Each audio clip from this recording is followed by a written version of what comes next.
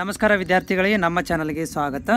So ಈ ವಿಡಿಯೋದಲ್ಲಿ anatomy physiology 2ನೇ ವರ್ಷದಲ್ಲಿ ಓದುತ್ತಿರುವಂತಹ ಎಲ್ಲ ಪ್ಯಾರಾಮೆಡಿಕಲ್ ವಿದ್ಯಾರ್ಥಿಗಳಿಗೆ specially DMLT, OT, dialysis, X-ray technology ಮತ್ತು OT ಟೆಕ್ನಿಷಿಯನ್ಸ್ ಈ ವಿದ್ಯಾರ್ಥಿಗಳಿಗೆ ಕಾಮನ್ ಆಗಿರುವಂಥ ಸಬ್ಜೆಕ್ಟು ಅನಾಟಮಿ ಫಿಸಿಯಾಲಜಿ.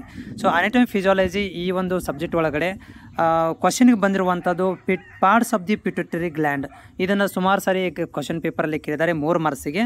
ಯಾವೆಲ್ಲ ಪಿಟ್ಯುಟರಿ ಗ್ಲ್ಯಾಂಡಿನ ಪಾರ್ಟ್ಗಳು ಇದ್ದಾವೆ ಅಂತ.